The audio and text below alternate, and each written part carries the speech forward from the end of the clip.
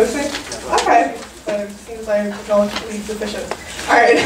My name is Isabella Yang. I'd like to take this time to welcome you all to Hear Me Out, open dialogue on intergenerational emotional wellness.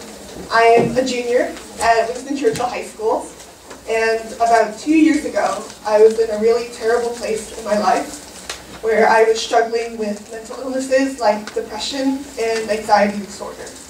I was very lucky to have supportive parents and a community that helped me and helped me get professional help. But I know that some people are not as lucky as I am, and they feel hopeless, and they feel lost. Which is why we're here today. We're trying to help people find that hope that they need. It's why we're here. Mental health, I think it's related to everybody. It's not. It's on. Yeah. So thank you. I really appreciate Isabella take the lead. Actually, you see all the programs very well designed, and the registration and everything is very well organized. We begin this project since beginning of summer, and it's been a few months, and the two generations work very well together. So believe me, this is a standing proof. I am Kate Lu. I am the project manager for the Mental Health 360 degree. I always get it wrong, 360 or 365 or 360 degree, meaning it's about everything. It's not just health, it's about everything. And we need to look at life in a more full perspective, I'm also a mother of the 13-year-old and the second generation. So between me and him also go through a lot of things. And I think I will be benefit from tonight's discussion. Before we start, I would like to let you all know about a few logistics. The bathrooms are right next door. If you need to exit, please exit through the back door as quickly and quietly as you possibly can. Please also take this time to silence your cell phones. We would not like any disturbances during the movie or during our program. We have provided on your seat a pen and 2 index cards. Those 2 index cards will be used to write questions to our panelists or to our producer, Ms. Juliana Chen. Also, we have provided an evaluation survey. If you could take the time to fill out the evaluation survey, we would really appreciate it. I will briefly talk about what is Mental Health 360. It's a program actually initiated by several community doctors. The doctors see ordinary people in the exam room, try all the way in the medical field to try to figure out what's going on. And finally, this doctor think, okay, it belongs to the mental health field.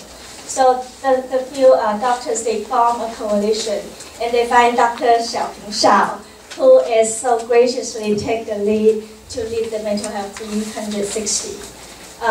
This happened in 2015, and ever since we hold seminars on different topics like stress management and Alzheimer's management and caregiver support, and also we have the cross-cultural dialogue that happened last year in November. It was also a very full house, and we got feedbacks from our participants saying that they want a part 2, they want more conversation. That's why we invite you to come over here to have that discussion.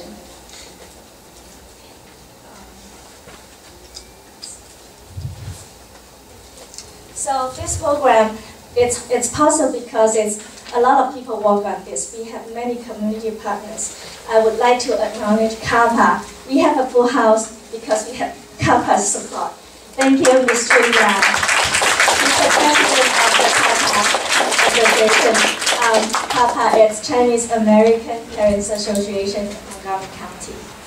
And today we have good friends from Asian American Initiative, Perry, hiding somewhere as usual. And of course, we have this program because we work together with Justin's organization, Massachusetts General Hospital Cross-Cultural Student Emotional Wellness. It was It's a really great initiative. Really appreciate all the work you've done, and then always read our local practice into a more perspective. Thank you very much. And also we have all this happen because we have CCACC. So let's welcome our Executive Director, Mr. Dr. Chi Xiang. Good evening, everybody. Welcome to this event. CCACC has been very, very fortunate to get the support from the county, both the county government and the county council. We have this grant because of the county and also council member George Leventhal. He's very, very supportive of our initiative, especially in mental health. And we had this event about 6 months ago, and it was very, very successful at the request of everybody. So we have this follow-up, which I hope it will be as successful as before. Like at Kay said, she will prefer to have 365 degrees, which is a little bit over, to cover everything. And now we would like to have the Council Member George Leventhal to give us a brief talk. Great, thank you. Hello everyone, it's my great pleasure to be back here at CCACC. Montgomery County is very, very proud of this organization and the work that it does to make sure that every resident of our community feels welcome and safe, and that services can be provided to the elderly, to the young, and to people like me who are in between in a culturally competent way. During the period of service that I've spent working for you on the Montgomery County Council, I have tried very, very hard to make sure that we are proud of the fact that we have such an extraordinary array of talent and ability in this community from everywhere in the world.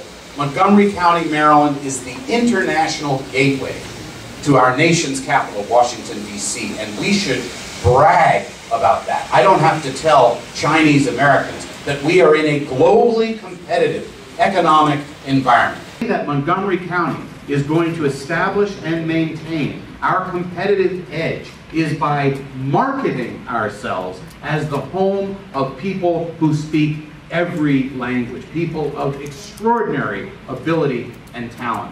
Now, today is the holiest day on the Jewish calendar. Today is Yom Kippur.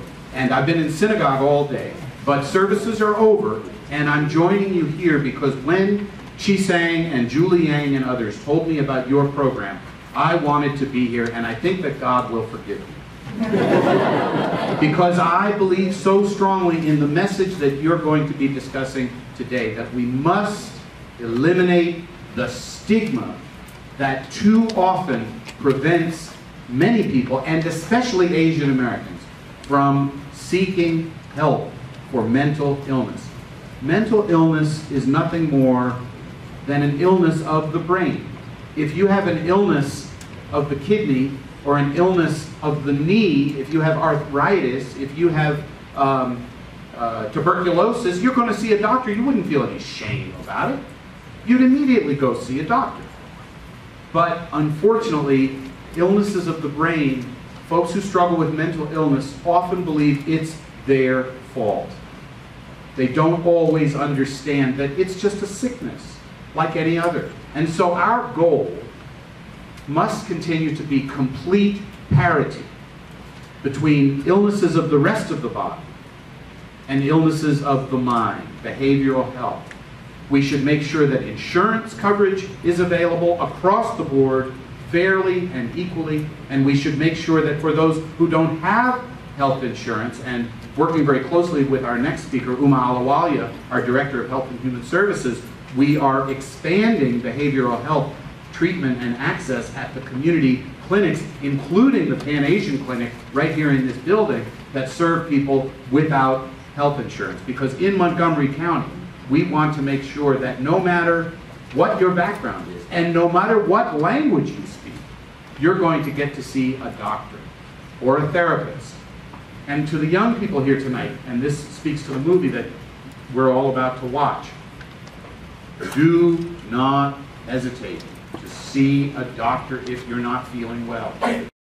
If you're not feeling well, if your shoulder hurts, if you're not feeling well, if you're sneezing and you have a runny nose, or if you're not feeling mentally well, do not be ashamed. It isn't your fault. It's just an illness like any other.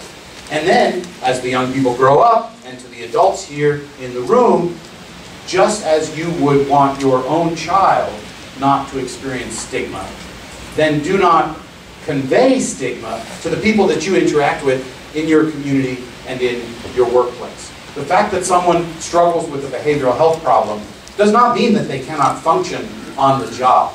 Those who have mental health issues who are getting treatment are employable, are excellent workers. Again, we need to remove stigma at every level. No one should be ashamed of being ill. And that's our message tonight. It's a message that I try to convey as an elected leader in this community. And again, even though it is my holiday, when I was told about tonight's program, it's so close to me, this issue. And actually, I brought my sons here. If they could stand up, Daniel and Chico. Because I want them to understand as well. They should not experience any stigma themselves, and they should not feel or encourage stigma when they interact with people with mental illness. Don't think, you know, oh, that person's crazy. I can't trust that person. No, that's an individual with an illness. That's an individual who deserves and needs treatment. And as a society, we need to do all we can to facilitate treatment for those with behavioral health issues and complete mainstreaming and integration.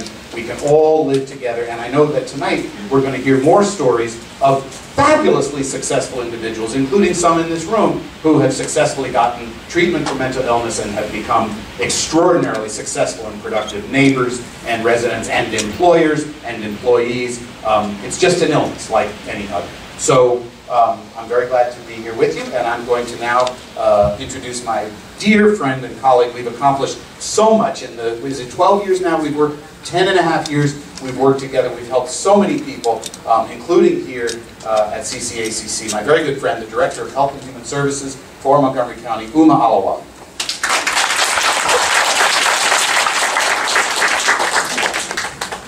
Hello, everyone. It's a pleasure to be here. Like George, I'm Hindu, and today is a very holy day for us.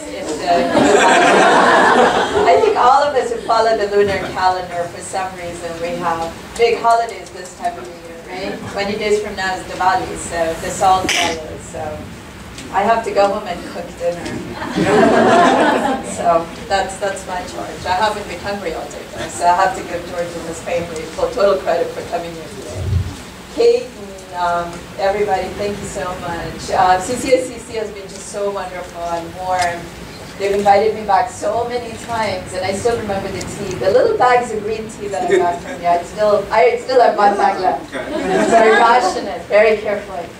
So before I start, I want to introduce Carrie. Carrie, stand up so everybody knows who Carrie Chan is. Do you know who Carrie Chan is?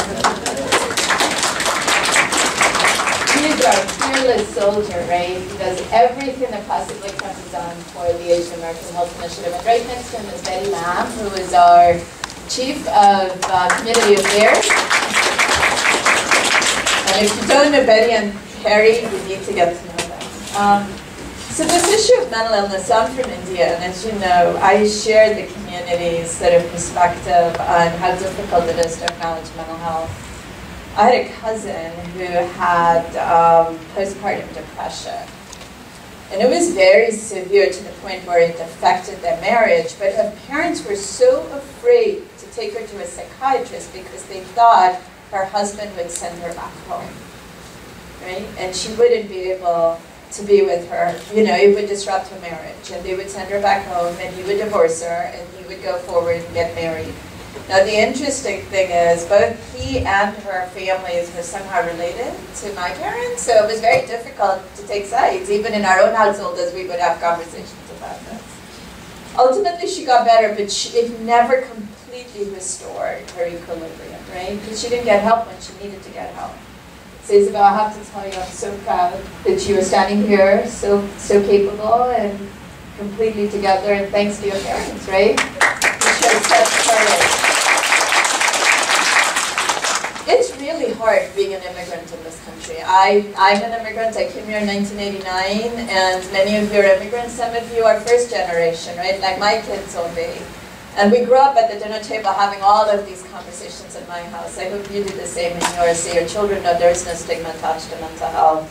But it's really hard being an immigrant and not knowing the language, not knowing whether you have access to health insurance, not knowing how to navigate very complex systems, not having the ability to say, I don't speak English, I need someone who will interpret for me, right? Unless you know how to ask.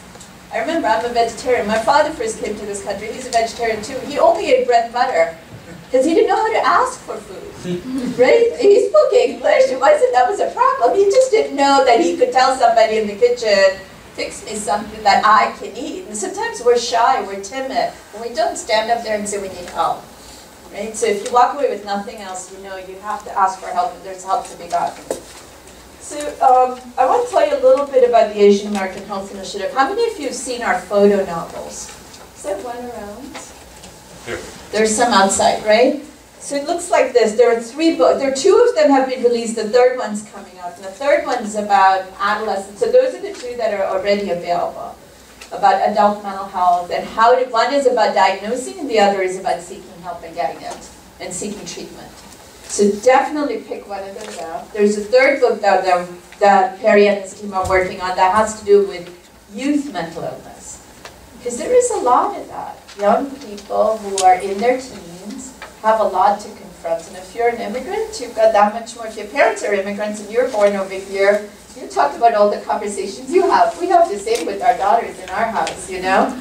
Suddenly they have car keys and they want to be out all night. And it's 11 o'clock. And I'm like, 10 o'clock is curfew. And we have to negotiate that, right? All these little things that you never thought. My parents would have never let me go out to 10 o'clock at night by myself. It didn't matter. I had to come home, right? And I had to be chaperoned all the time. So there are all these little nuances that we have to deal with as we raise kids here. But children have to confront that too. Who are they? At home, they have a Chinese identity, an Indian identity. They're going back to school and they want to be all-American. And so where do they fit and who are they? And that leads to its own conflicts and tensions. And sometimes the need for counseling and therapy. So this book will be very useful. The new booklet will be available in the next month. Perry, is that about when we're doing the release? And then we do mental health first aid trainings and echo workshops. We've done echo workshops for providers, we've done it for consumers, and we have another one coming around senior mental health. When is it? October 17th, there's going to be a session on accessing mental health services for seniors. So if you are interested, you should come to that as well. Beyond everything else, I have to say, you are so fortunate, we are so fortunate to have an organization like CAPA-MC here.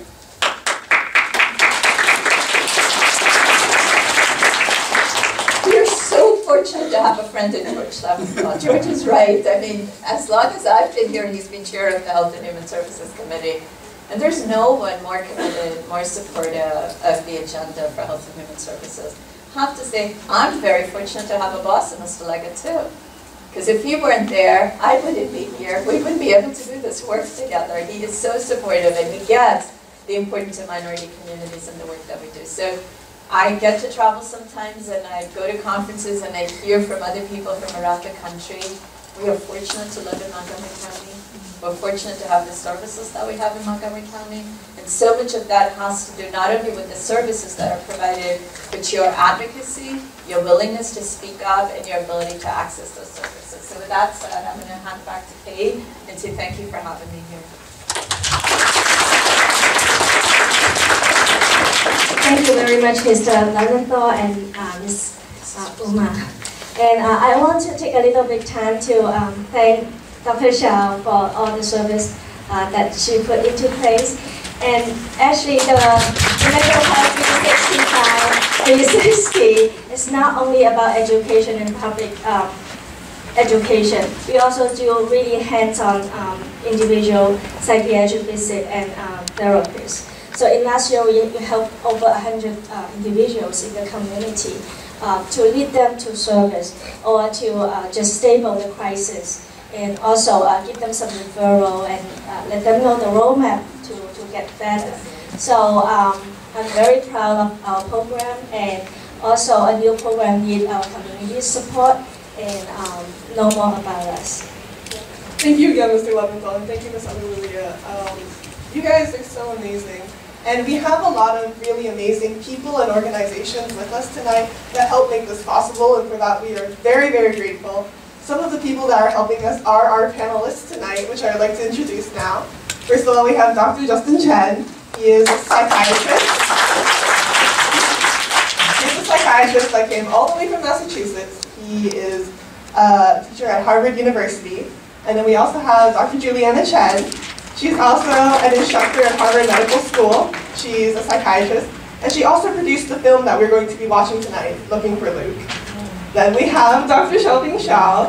She is the founder of Mental Health 360, and she's also a psychiatrist as well. And we cannot forget Miss Kate Liu over here. She makes everything possible. She's the project manager of Mental Health 360, and she's also a social worker really dedicated to helping people all across the Montgomery County community.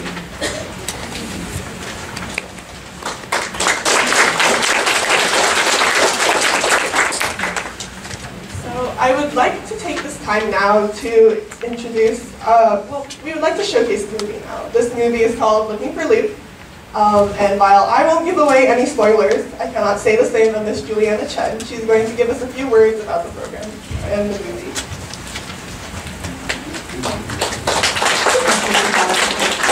Hi everyone, can people hear me okay? Yeah. Yes. This turnout is incredible. I think Justin and I were saying we could not believe how many people fit into this room, and thank you so much for coming. We are overwhelmed. So on behalf of Luke Tang's family, the MGH Clay Center, and also Justin's Cross-Cultural Center for Student Emotional Wellness, both Justin and I want to thank all of you for coming out to be with us today. We also want to thank, I realize there's so many people who worked on this program, there's no way we'll be able to thank everyone. So please know we want to thank everyone at CCACC, everyone in Montgomery County. A special thank you to Kate and Xiaoping and Isabella and the whole team for bringing all of us together and for inviting us to bring Looking to Luke to today's Hear Me Out conference. And to all of you, it really means a lot to us. To give a little background very briefly, as Isabella mentioned, I am a child psychiatrist, and I'm also one of the executive producers of Looking for Luke. This is a very personal film for me, and I know it is for Justin as well. So being a second-generation Chinese-American and child psychiatrist, personally experiencing the unique stressors of being an Asian-American student, also really very infrequently seeing Asian-American students and families present for evaluation and treatment. For all these reasons and many, many others, I really wanted to make this film. So following the title of today's conference, Hear Me Out, we very, very much want today to be about conversation and open dialogue, not a one-way lecture or conversation. So at the risk of this sounding like a lecture, I do just want to give a few statistics or statements that people think a little bit about. Mental health, as everyone who's been up here already has mentioned, right? Mental health is common. And it is universal, and it crosses culture, it crosses age, it crosses gender, it is worldwide. Mental health is common, it is always treatable, often curable, and sometimes even preventable. One in 5 individuals, and this includes children ages 13 to 18, lives with a mental health condition. Depression is a major problem among high school and college-age students, and almost one out of 3 college students report having felt so depressed they had trouble functioning. And 1 in 12 U.S. college students report making at some point in time a suicide plan. In terms of the Asian American community, we know that Asian American college students and high school students have higher rates of suicidal thinking, and Asian American college students have higher rates of suicide attempts. We also know that Asian Americans in general, and this is true of quite a few minority groups, that in general they just present less often for treatment. So all of these combined are of great concern. So another reason why we are so happy to be with all of you today. Through the film Looking for Luke, we hope to spread awareness, to address stigma, to help start conversations about depression, emotional wellness, and other mental health issues, and to help break the silence, in particular among Asian American students and families. A few brief comments. Thank you, Isabella had mentioned earlier. If you haven't already done so, please silence your cell phones. Just put on vibrate. This is a very important subject, and we believe in an important film, but it is an emotional film. So I'm an emotional person, just to warn other criers in the room. You may cry, and that's okay. I think there might be Kleenex floating around. Yeah, just under the seat of the first row. There's no shame. I've seen this film many, many, many times, and I'm moved to tears every time I see it. So if you happen to be someone who's a crier, just feel free. And the people who find the tissue, just like raise it up so that you know where they are. Or maybe you can just pass it down the row or something. And then the last comment. The film, this is a short film, so it's only 26 minutes long. And so if at all possible, since it's only 26 minutes, a lot of people are grabbing tissues. But the film is a short film, it's 26 minutes, so if at all possible, if you can, we understand if you have to get up, but if at all possible, we ask you to try to stay in your seat until the film is over. And then also, I see a few empty seats, like in this corner up front on the right-hand side. There's a few stragglers. So for people who are standing in the back, if anyone wants to squeeze in, those are empty seats, right? Or are they being saved for people? There are a handful of seats up here if people want to grab them before we start the film. And then just lastly, a heartfelt thank you. Thank you for coming, thank you for your interest, and thanks everyone for their attention. And we hope that Winter Falloon moves you in some way. Thank you. Quickly before we start the movie, as you know, we provided index cards on your seats. If at any time during the movie you have questions about the movie, its contents, its themes, we encourage you to write down your questions on these index cards, which we will answer after the movie. Also, feel free to write down your email address in case you don't get to your question in time. We'll email you the answer. All right, please enjoy the movie, and thank you. As mentioned, I am the executive director and co-founder of this group that I'm very, very passionate about. It's called the Massachusetts General Hospital Center for Cross-Cultural Student Emotional Wellness. And we are a consortium of clinicians, educators, and researchers who are passionate about better understanding and promoting the mental health of diverse student populations. Because often, unfortunately, Asian Americans get left out of the conversation when it comes to mental health. And also, I'm a clinician, I'm a psychiatrist in Boston. I see a lot of Asian American young people, both those who were born here as well as increasingly Chinese international students, and also work a lot with their families. So my remarks will be informed by that experience. But also, oh no, it's cut off. I am also the son of 2 Taiwanese tiger parents. I think they're actually in the room, so maybe you can meet them later, but I just took this photo today because I'm visiting home. My family lives in McLean, so I was like, show me an old photo of me playing the violin. But then I found this one of me and my brother cutting onions, and I really like this. So I love them very much. This is in no way to blame them. We're all learning together. All right, so now we're going to make it interactive. If you all can please pull out your cell phones. This is the only time in the talk you'll be told to pull out your smartphones. And text to 22333. So you're texting to that number. My name, Justin Chen 298. Or if you prefer, you can go to this website, polev.com/JustinChen298. All right, so if you text Justin Chen 298 to that number, you're going to enter into a chat room where you can now respond to the following questions that are coming up on the screen. Did everyone see that? No. Wait, so it's 22333 is the number, and the thing you text is Justin Chen 298, all one word.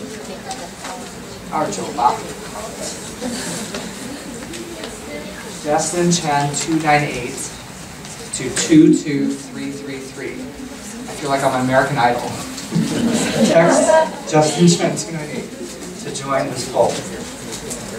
All right, and I'm also going to say, please be honest in your responses. I've never done this before, these particular questions, so I'm very curious to see what happens. And then I titled the slide, Taking the Temperature in the Room, because we're going to see what you all think. Who needs more time? Raise your hand. Anyone? All right, looks oh, one person. Okay, so I think we're mostly caught up. So now in the back, do you mind switching over to the webpage? This is a really cool app called Poll Everywhere. I don't work for them. Can you maximize it? Perfect. All right, so here's question number one, parents only. So I'm considering parents, if you have kids who are kind of, let's say, 5th or 6th grade and above. The question is, how often do you have in-depth conversations with your child or children about topics other than how much they worked on school, or music, or if they ate, things like that. So things about like their feelings or problems they're having in school or with friends. The choices are daily, weekly, monthly, once a year, or why would I do that?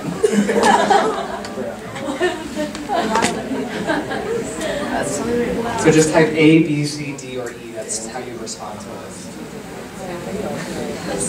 See, there's some honest people. Why would I do that?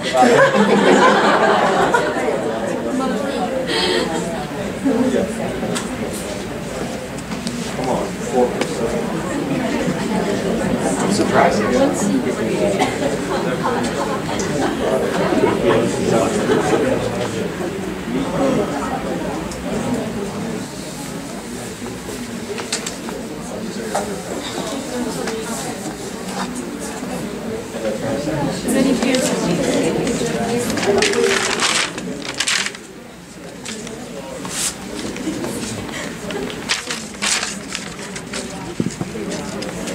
All right, we'll give it like 10 more seconds. Put in your last responses.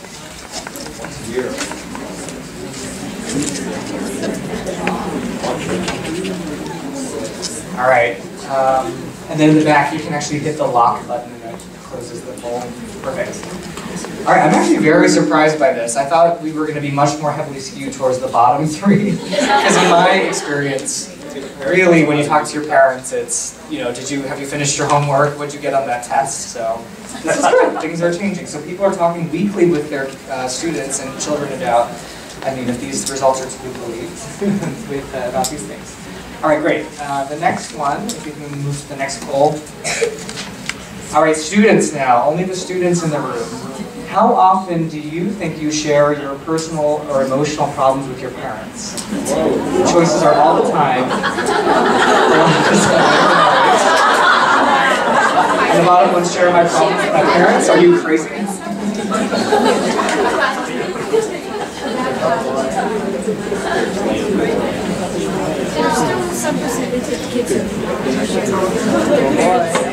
Alright, this seems more accurate to me. So this is interesting. The parents think that they're talking to their kids weekly. But that's not shared.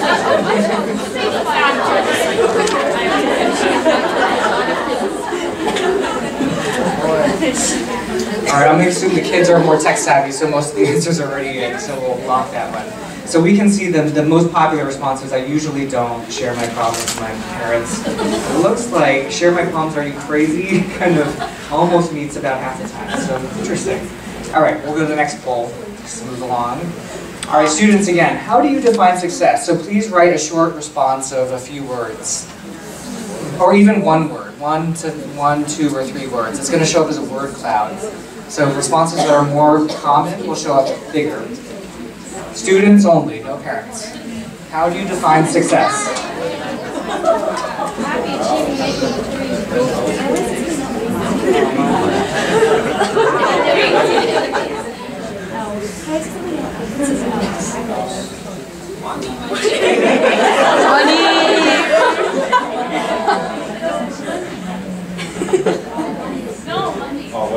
Can you guys give more than one response or no? Yeah, we can. Okay, so we're allowed to do more than one response. We paid for the premium package, so you can have up to 100 responses. So you can do more than one. When you think about what's success, what does it mean to you?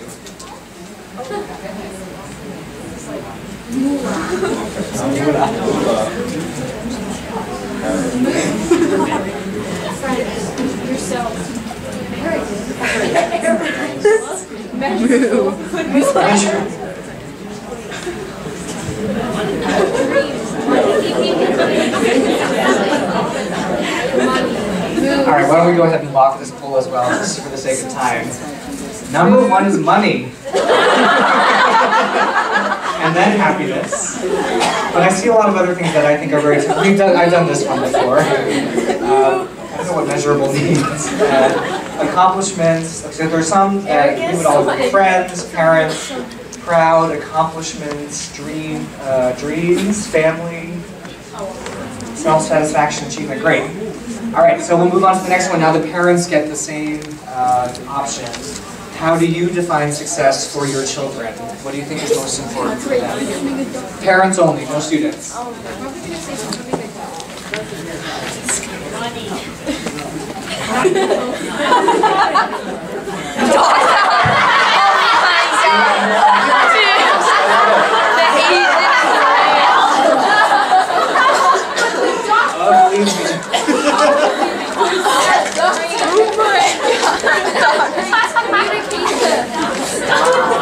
Resilience. Doctors. Lawyer. High pace. So basically synonym for money. Yeah. Is he just getting a high-paying job success? Even paying it. Violin. Oh my God. Yes, please be honest. Good. Great. Good. The doctors and lawyers are. High stuff. What is The doctor's getting bigger. Maybe someone really wants to take it. Yeah. Chinese parents know no grammar. Okay, well, let's lock this down before it gets out of control.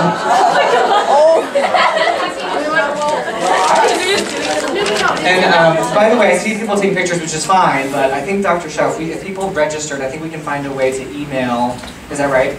So we can, I can do screen captures of these and send it to people who register, is that okay? So if you guys want to see these later, that's fine. So I think there's a bifurcation here. There's some people being very honest, and I think everyone's being honest, but clearly happiness and health are very important. But then doctors and lawyers after that, and grades, violin, money, independence. I mean, I think the point is, like, it is complicated, right? Like, you don't just want the feel-good things. I think parents are worried that their kids need to have a good future, too. All right, now the final poll, because I know you're actually supposed to hear a lecture, not just answer these questions. Parents only. It's a test. Your child is a sophomore in college, and they just called home to tell you they're switching from pre-med to an English major. Oh no! And this is, you can write a sentence or whatever you want to write. They're going to show up as little... No. Why?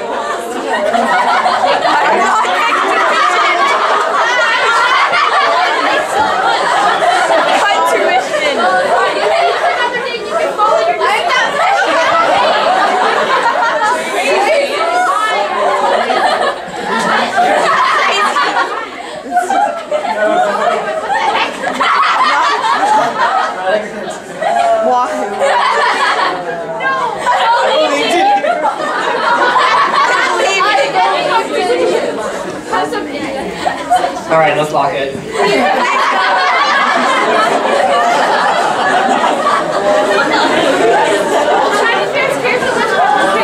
have to assume that all of these responses come from the person who said doctor. Okay, I love it. I'm going to do this from now on in all my talks. Can we switch back to the PowerPoint? All right, now the boring part. All right. Oh my God. So I'm gonna, we can go to the, oh sorry, I have a quick break. I'm gonna have to breeze through these slides because there's so much to talk about, but this brings me to this slide from Amy Chua, the original Tiger Mother, who said, and I have the slides, some of the slides are in both Chinese and English in case that's helpful. All decent parents want to do what's best for their children. The Chinese just have a totally different idea of how to do that. I think we're starting to see some of the examples of that. What's best is becoming a doctor. So, you know, this is tongue-in-cheek, but sometimes when I think about what Americans think is successful, it's very broad, right? Like, you can be sort of a successful tech guy like Steve Jobs or Bill Gates. You could be a talk show host. You could be a violinist, you could be a writer.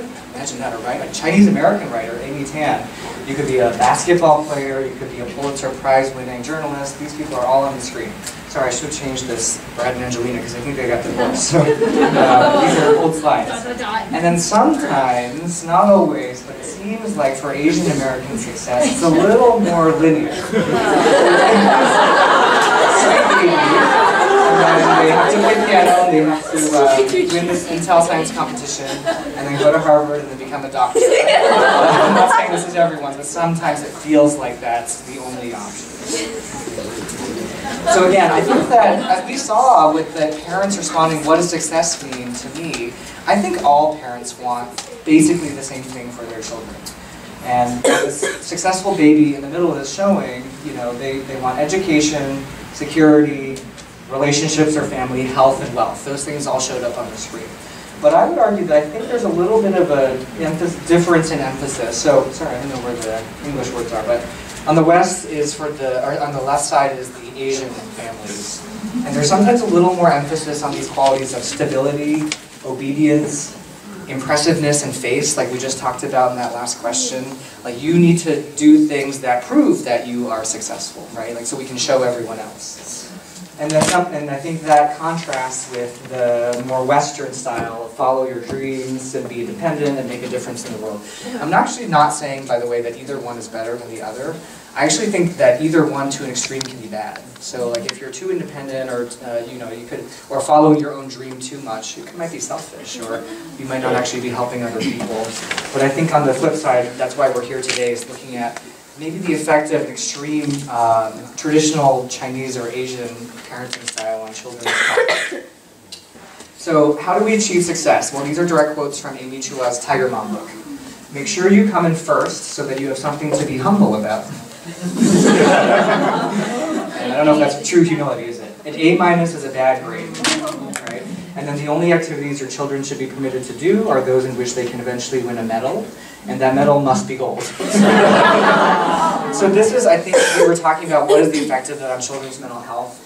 And I think that, you know, having high expectations is good, but if you can't get anything other than gold, this is kind of modeling a perfectionistic style of child raising that we actually see all the time as clinicians. So Kate, Dr. Shao, and Dr. Chen all know this, that some patients come in and they have very black or white rigid thinking. It's actually very hard to challenge it. They think, if it's not perfect, then it's trash, it's garbage, I can't, you know, it's not worth anything. And that's something that we in psychology and mental health call a cognitive distortion.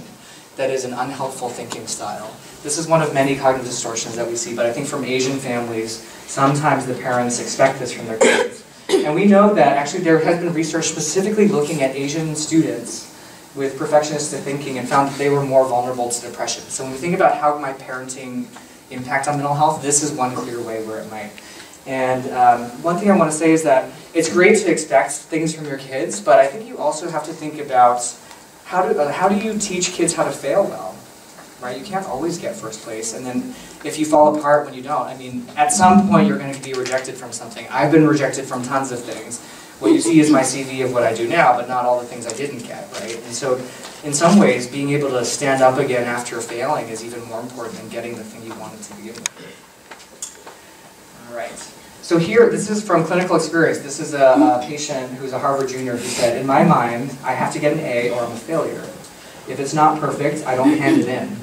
I've never handed in an assignment on time the whole time I've been at Harvard. And unfortunately, sometimes this type of thing gets passed through, but I think that's going to cause a problem at some point, like when they get their first real job. So this is something that I like to talk about in terms of basic Western psychology. Some of you all may have seen this triangle before, the Maslow's hierarchy of needs. And basically this is this idea from a psychologist that said, we as human organisms all have needs, but some needs are more basic or foundational than others. And so I don't know if you all can see this in the back, but at the very bottom it says physiological needs. Those are things like food, water, warmth, and rest. Those are things that Chinese families are very good at providing. So they will feed you. What's that? Chinese food, yeah, delicious food, it's fine. And the next is security and safety. The one above that, though, I'm going to argue that I think, well, maybe even safety, but belongingness and love needs. I think sometimes in some Asian families or Chinese families, we skip these two. I'm not talking about like physical safety, but maybe the sense of security or safety that we will love you no matter what, even if you don't achieve, right? So the sense that you are really deeply loved and safe and secure. I think we skip that sometimes. And then certainly the belongingness of love needs. I mean, friends and whatever, that's not important, right? Your goal is to get into a good school and then continue on this path. And we jump directly to the fourth one, which is esteem needs. That's prestige and feelings of accomplishment. Of course, those are good things, but you need the levels below that. And what we sometimes see is that when people are so focused on the esteem that they miss those little middle two, it's a hole. They're missing something, and they try to fill it with all sorts of other things. It's an insecurity that we then as therapists have to try to work through. And so what I'm going to try to say is, like, focus on these lower levels before we jump up to, getting that achievement. And again, success at what cost? I won't belabor this, you just saw the film, but suicide is a major issue. Julian Chen mentioned a lot of the statistics. I'll just skip to the bottom one, which is that Asian American women aged 15 to 24 have the second highest rate of suicide of any racial ethnic group in the US. And I know some of you have seen some of these slides from last year, but maybe I'll quiz you again. Do you know anyone know who the most highest rate of suicide is for women, young women in the US? Native American It's women. correct, Native American women. So our young Asian women are the second highest risk for not just attempting, but completing suicide. And this is a photo of Dr. Chris Ham, a Korean American researcher in Boston, who's terrific and is part of our center, and has developed an intervention targeting young Chinese, Korean, and Vietnamese women with self-injurious and suicidal thoughts. So again, those of you who came last year saw this slide that Dr. Chen also alluded to, this idea that we need some stress in our life. There's an inverted view, they call it, of stress, where if you have too little stress, actually, that's not good either. It leads to boredom and kind of disengagement. And then as stress increases, your level of performance, happiness, and health increase as well. And you have sort of this optimal sweet spot. But then if stress continues to go up, it's not like more and more stress is going to be better. It actually just leads to anxiety and burnout and helplessness, learned helplessness in the animal. Again, not all stress is bad. I apologize, the slide is only in Chinese, but there's actually this, people have been researching this in neuroscience and actually neurochemically and hormonally, and finding that there's good stress and sort of tolerable stress in the middle, and then on the far side is actually toxic stress. And I'll just say that the main thing that distinguishes sort of good or tolerable stress from toxic is the person's ability to respond to it. And so you need the optimal level of support versus challenge. So it's not saying you shouldn't challenge the person, but they need support too. And just in terms of how do we know if we are emotionally healthy, and obviously unhealthy will be the flip of this, but we have this acronym that we share called SWEET Life, which stands for sleep, wake up, feeling energized, eating healthy, exercise, and task engagement. And these all seem very physical actually, but we know that when people are depressed, these are the things that often go. And the other thing that we need to add to this is also social engagement. Being socially engaged with other people is a sign of mental health. And when people start to isolate more and not talk to people, that's concerning. And so again, there was a question from the audience, how do you know if you're not doing well emotionally? How do you know if you're stressed? And so it's the opposite, not sleeping well, loss of appetite or weight, loss of interest. And also for a lot of Asian Americans, we know that they present with more physical complaints because they're not going to mention depression, so they'll talk about stomach aches or headaches. And again, we talked about maybe worsened academic performance, although sometimes with Asian American students, academics are so important that they still maintain that even when they're feeling depressed. I just want to mention this research that was done by Diana Baumrind on parenting styles. So she actually looked at, she tried to classify types of parents based on these two axes. So on the horizontal axis is warmth, and then the vertical is control. And so we're going to skip the bottom two, which is low control, because we know Asian parents generally are not low control, but mostly high control. But the difference is, and actually the most adaptive style is thought to be a high control parenting style. So it's going to be the one on the upper left. But we'll start with the authoritarian parent. This is the stereotypical tiger mom, right? So it's high control but low warmth. And this type of parent is strict, inflexible, has high expectations, and punishes rather than disciplines. And really there's no communication. It's really like, you need to do what I tell you, low warmth. The authoritative parent is only slightly different. It's high warmth and high control, nurturing, affectionate, but also sets boundaries, disciplines through guidance, and open communication, which is the theme of this talk, which I need to hurry up and finish. So I think communication obviously matters. There's a saying in therapy that a problem shared is a problem halved, meaning that you shouldn't carry this all by yourself. If you can put a problem into words, it's easier to address it, right? We've all had that experience of like, I'm stressed, but I don't really know why. Well, if you can just put it down into some framework, at least then you know where to start. And finally, loneliness and isolation are risk factors for depression and suicide, including in adolescents. So we know that from research, and also older adults. So I just wanted to point out that there are reasons why there's the stereotype of Asian parents being very strict and not talking to their kids. These are quotes from Confucius. The superior man is modest in his speech, but excels in his actions. Right? So words. Sorry, not words. Actions over words. And then fine words and insinuating appearance are seldom associated with true virtue. So it's really this idea that, you know, 讲话很好听, right? That's really not where we place our emphasis. And here's an illustration of this. There's this Chinese artist who lived in Germany and drew these really lovely pictures contrasting Western and Eastern styles. So Western communication tends to be a little more direct. It's like, please do this for me. Please give me that. I would tell you if I... And then the Asian one might be a little more like, how come you didn't anticipate that I would want that? And so again, in the East, higher use of indirect communication and deriving meaning from the context. We don't necessarily directly tell the person what we want them to say. Whereas in the West, low context communication, explicit messages, and clarity are valued. And in the East, higher premium placed on emotional control. So not revealing your emotions, but inhibiting your emotions, right? Controlling them. I find this very interesting. Someone did a study of basically languages, like the words that are used every day. So not words in a dictionary, but words from Google searches, from Twitter in English, and from Google Books in Chinese. And they basically classified all words as positive or negative. And you can already see the answer here, but guess which language was the most? All languages are positive, let me put it that way. So languages are skewed positive, we have a positivity bias. But which language is the least positive? Chinese, yes, exactly. So that's the Chinese over on the right. We're slightly, but you know, it's pretty balanced. You know, our culture doesn't really do a lot of, you know, cheerleading. And which is the second most negative language? English? Nope. Korean, exactly. Korean was number 2. And then Spanish was the most positive. It's really positively skewed for words. But I just find it's very interesting when we think about, you know, students say, oh, my parents never compliment me, they never encourage me. You know, part of it may also be linguistic. So in the traditional Asian family, parents define the law, and the children are expected to abide by their requests and demands.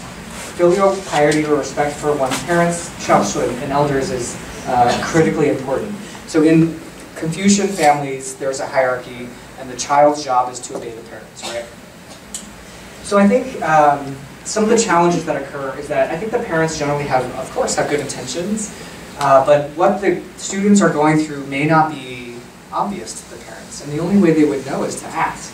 But if you have this hierarchical system where you tell the kids and the kids don't talk to you, you're never going to know.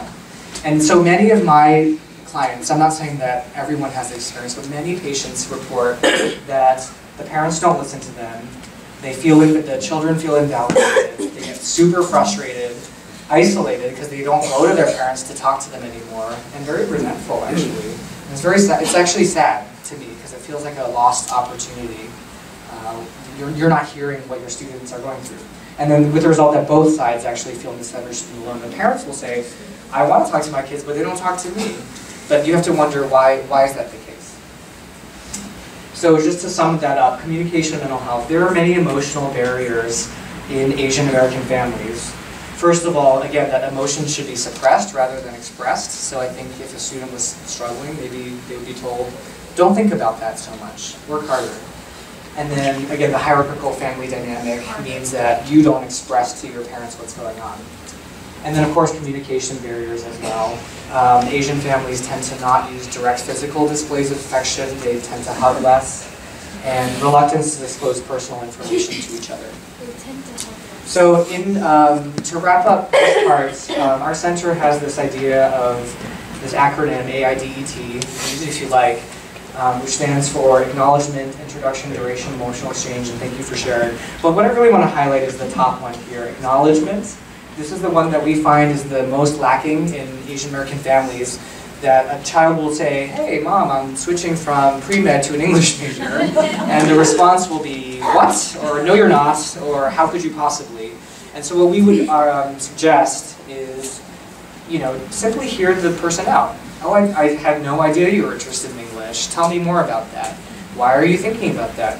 Now I'm not saying that you should just go along with everything they say. At the end of that conversation, you might still have your perspective and say, hey look, here's the data that English majors don't, it's harder to find a job or whatever is the case. But at least you've heard them out, right? And the problem is with the what approach is that you've ended the conversation before it could begin. And again, the risk is that the student will never come to you in the future with a personal issue like that.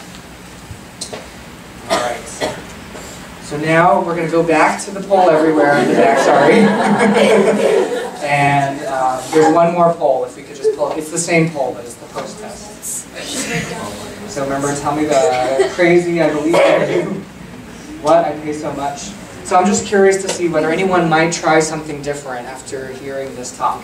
The next. No, if you can go to the next poll. Sorry, I have the exact same poll, but it's a cleared one. Yeah, there we go. So those of you who are up.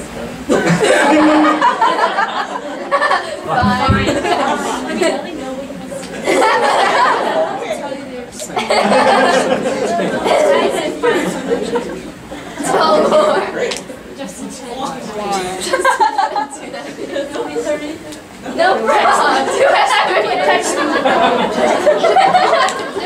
why?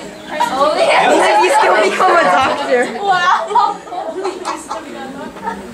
Only if you still become a doctor. Very authoritarian character. Whatever you find. What is it?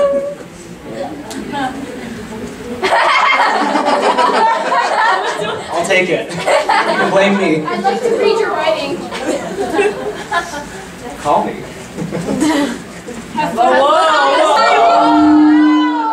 Savage. Follow your heart. Have fun on the street. Don't got no heart.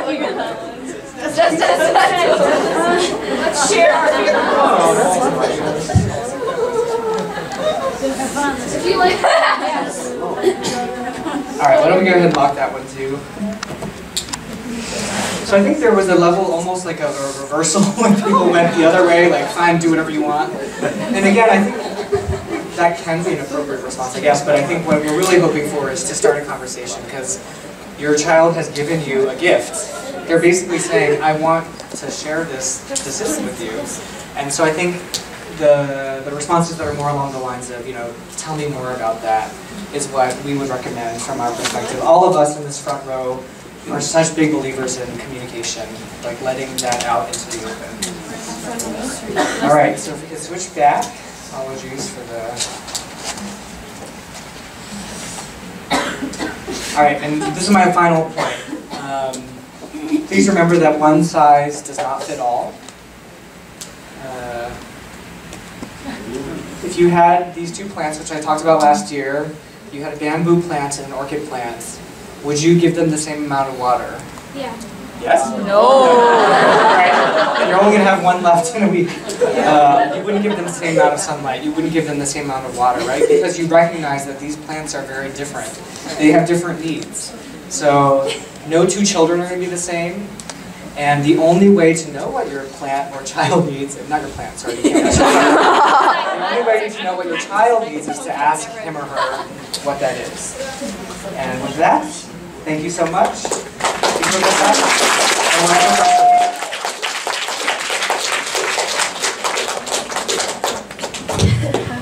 right, thank you, Dr. Chen. As we have seen from the movie and from his presentation, what happened to Luke is not just the plot of the film.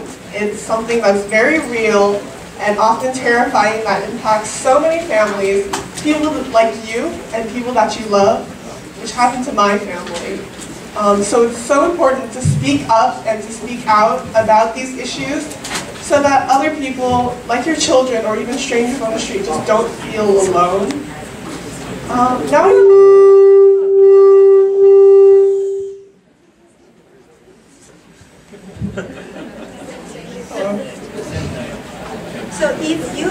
Now we would like to transition to the panel discussion. So once again, if you have any questions about anything that has happened in this event, questions for a specific panelist, questions about the movie, please feel free to write them down on the index cards that we provided.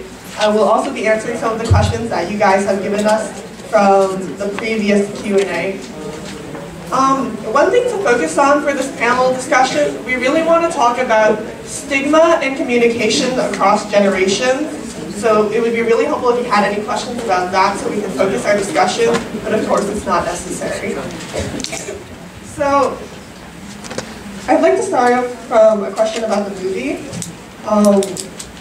From the movie, we saw how ignorant our Asian community is about the subject of depression, even among the most educated Asian Americans. Are there any Asian groups or organizations working on a bilingual hotline? Oh my God, that question went in a totally different direction. So about Montgomery County, so we know the language. Actually Chinese is the second foreign language in Montgomery County, but there's no bilingual hotline. They do have, I mean, if you call in, they can connect it to an interpreter that they can do the interpretation at the same time. We're trying to do that, but not really a therapist or a professional in bilingual. Dr. Shao is bilingual and so is Kate, so I don't know what their practices are like.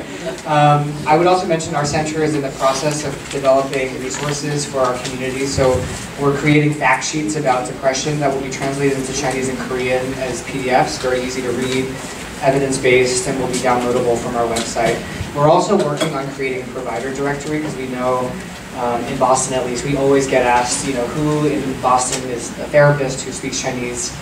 So we already have that information in Boston, but we'd love to partner with you and Dr. Shao and create a national registry. The other thing I should mention is if you're looking for a therapist, there's a website called psychologytoday.com, and it has a it sounds cheesy, but psychologytoday.com, there's a find a therapist tool, and you can search by languages.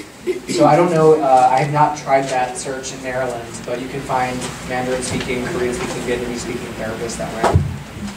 So I also want to mention that my friend and co-worker, we went through all the resources that we have in our community, and we come up with a list of local resources. It's just outside of the long bench. So feel free to pick up some.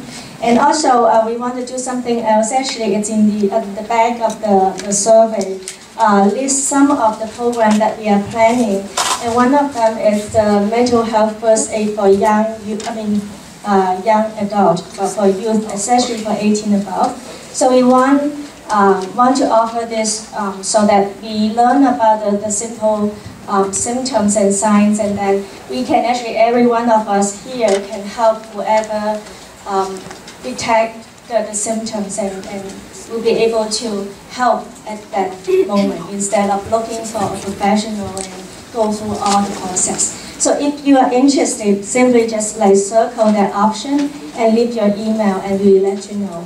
We will offer CEU continual education credit or SSL community service for you to get graduating from high school if you need that.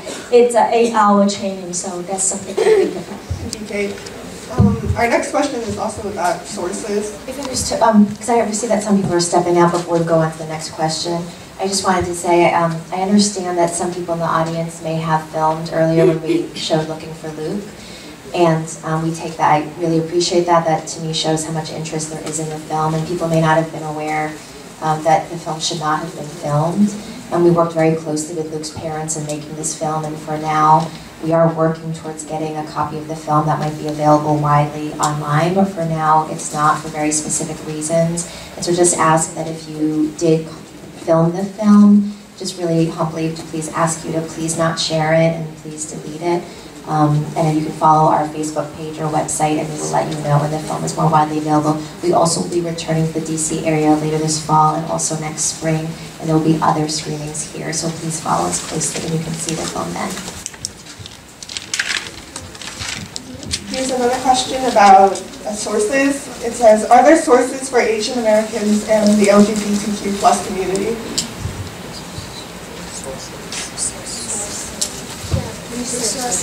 So yeah, also that's in the list outside. They do have a community resource that address this particular issue. So feel free to take it up.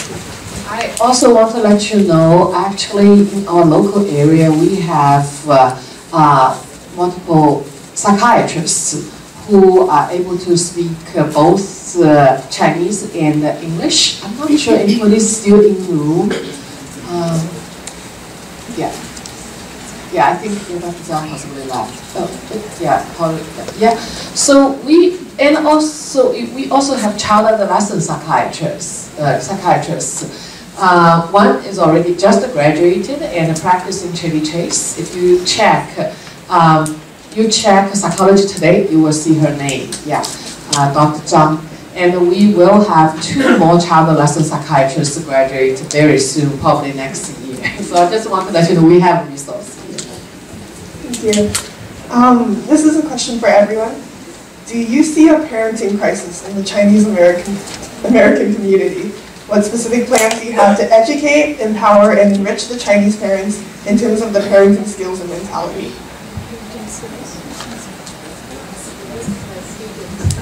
You're a parenting crisis. I guess this is like a labeling question, but I call it a crisis. I think there's a problem.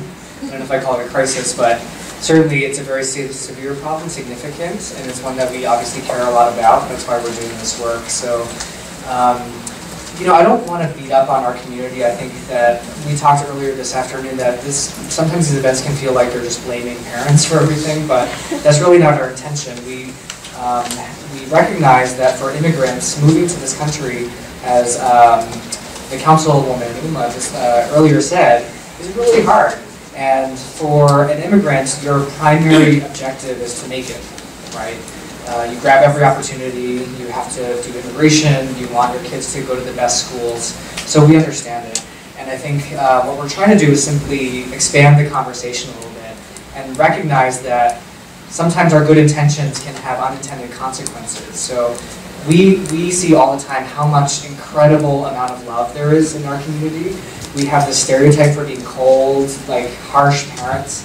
But actually, if you move past saying "I love you" and looking at the many ways that parents tell their kids they love them, such as cooking. I mean, I'm not even kidding. It's a very concrete thing they do for their kids. But there's so much love embedded in there. So what we're trying to say is we're capitalizing on that strength, that love in our community, and saying maybe there are some places where we're missing the mark, and we never want anyone to be in the position of Luke's parents, right? That's why they came out and said, made this film, because what a shame, And if they hadn't been brave and honest enough to share, maybe we would never have this opportunity to talk about it. So our goal is to expand the conversation. One thing that our center is doing, we recognize that the parents are really where it's at, because I think the students are just trying to survive and do the best they can. So in terms of parent guidance, we are kicking off a series of workshops in the Boston area, in Newton and Brookline. I'm sorry, not Newton, Brookline and Lexington, which are 2 school districts with a lot of Asian Americans and a lot of stress. And just starting this conversation around how do we expand the definition of success and wellness beyond just getting into Harvard. And just to add to what Justin was saying, I would stay away from the word crisis. I don't see it as a crisis, but admittedly I'm someone I think who naturally carries a lot of hope. And what I see is a lot of progress. And I think there, of course, in everything, there is always room for improvement. There are always areas and ways that we can make change. And through these screenings and different talks that Justin and I are involved with, I would say I see hope. We do screenings with a lot of Asian American students and parents, and the students uniformly come up to us and thank us for the film and say to us, how do I talk about this with my mom and dad? How do I explain to them? How do I explain to them things like depression or stress? I want them to understand what I'm going through. They've asked us for subtitled versions of the film because for their parents, maybe their English isn't very good. Related to that, I would say again and again, we have parents fill rooms like this and say to us, how do I connect with my child? How do I support them in a way that will make them feel supported? How do I bridge this cultural gap? So I actually see a lot of hope and promise, and I think that's demonstrated by how many people came here tonight. And what do we do? I think exactly what Justin said, and I think have seminars like this, have discussion, open dialogue, and points of connection. Thank you. Quick point, very fast. This is also reflect our culture. Our culture is goal-directed and almost like self-sufficient and solution-driven. And now we found out that this is an issue. Now that's why we all get together and take care of our problem. And I think that's a part of our culture. That's our nice part, you know. Alright, this question is for the three doctors on the panel, the psychiatrists. During your medical school years, did you experience any stress related to depression?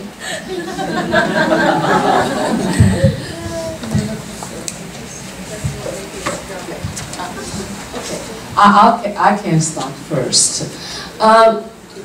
Yeah, I cannot say it's a depression. I'm a little bit different. I was educated in China. I have my medical education in China, so I came here as I'm first generation immigrant, you know. And when I first, I did not have a medical school. I had residency training. It's a language barrier still was quite tough. I was a lab rat. I was in research lab for many years before I joined, you know, that. So it's difficult. But however, I think not the depression and a lot of difficulty. And also, certainly, you at one point you feel you're shorter. So what do? You just spend all the time and overcome. So I cannot say depression. I say a lot of difficulties. I have a similar answer. I don't think I ever met criteria for clinical depression in terms of 2 weeks of symptoms, but certainly I was very stressed, discouraged. I did come back to Thomas Jefferson, which was where I went to high school. We gave a talk there in March, and I remember when I was preparing that talk, remembering that I was probably more stressed during TJ than I was during my medical training. And so, you know, of course medicine is very stressful, but you can have stress from a lot of different places. But medical training is very rigorous. And that's funny, you just mentioned that about high school, because I have flashbacks from high school. High school was so stressful. And interestingly, more stressful than college. I don't know if it was more stressful than medical school.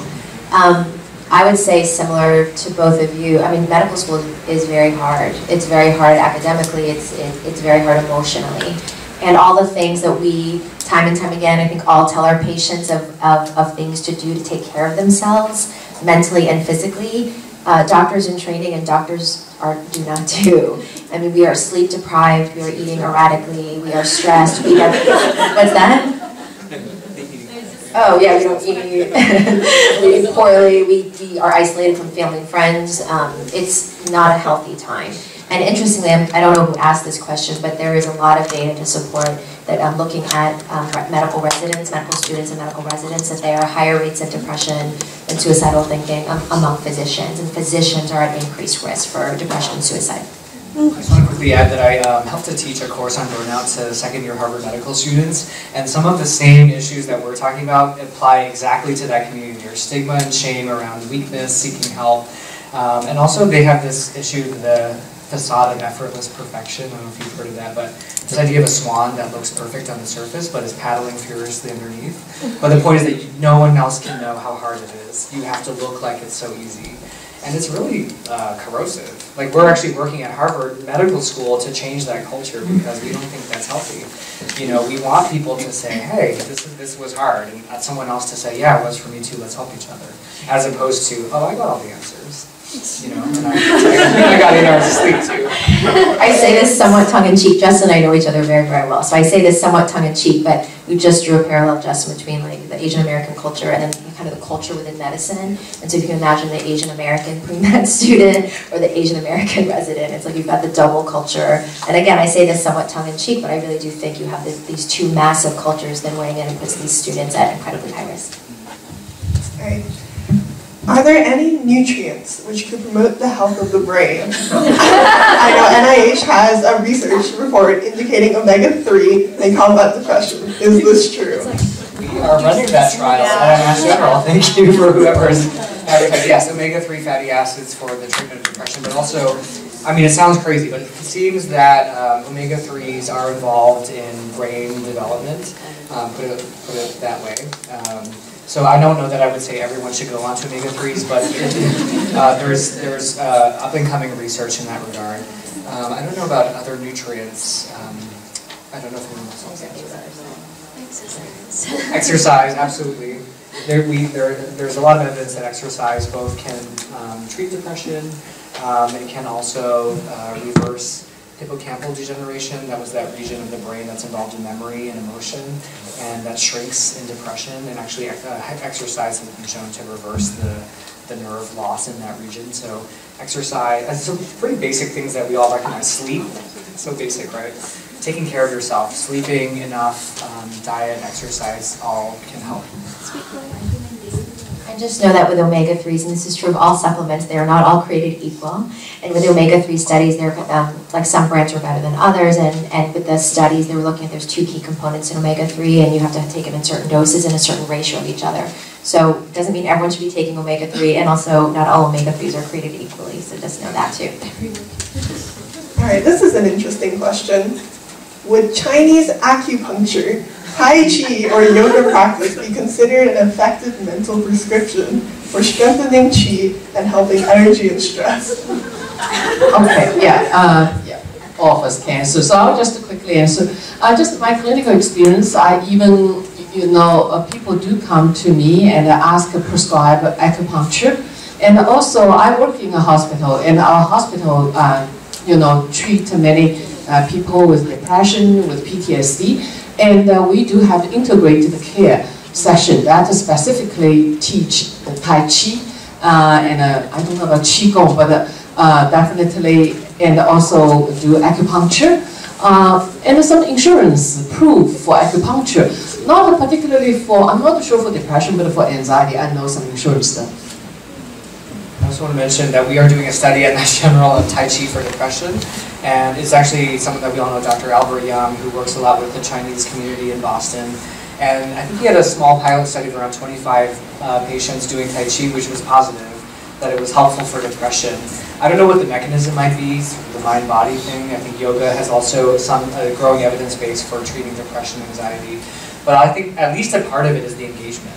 So this is something you can go and do with other people, and maybe it might also lead to talking. And there may also be biological reasons why it helps with exercise and other things. But I would say, if nothing else, give it a try.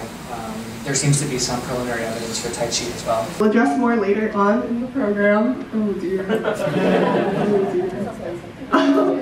But really quickly, I think this is an important question. Before kids start college, what should parents remind them? That's a good question. Well, yeah, that seems like I have to put on me, but you want to see children, yeah. Yeah, I have 2 kids.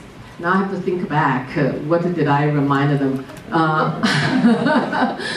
But actually they reminded me, they want to have happiness. Yeah, they picked their own schools, and they want to be happy, because the happy will generate more energy to study and have a chance to pursue. I think, yeah, and certainly academic pursuit, we always encourage them to do. And since they were little children, we already said that all the time. But what else? As parents, for sure, always the safety, no drugs, no alcohol, all of that. We say that, and also stay with your friends and all of those. But happiness is important. And just related to that, I wish there was just one little lesson we could tell all of you, and if you did that one thing and everything would be perfect. I would just remind everyone back to the title of this conference of Hear Me Out. So I think if you can just kind of remember that in the back of your head in terms of the importance of connecting and communicating, making everything talk aboutable in general, hearing your children out and having that open, kind of compassionate, curious stance, and I think can go a long way. All right, this is our final question, and it has nothing to do with the movie and nothing to do with mental health. I noticed you're both named Chen. Are you related? No, we're not. But interestingly, Justin and I did both go to medical school together, and now we're both at Harvard and at Mass General. And interestingly, I do have a brother who's not a doctor and whose name is Justin, but it's not this Justin. Would you like to add to my answer? There are a lot of Chens. Great, thank you guys so much.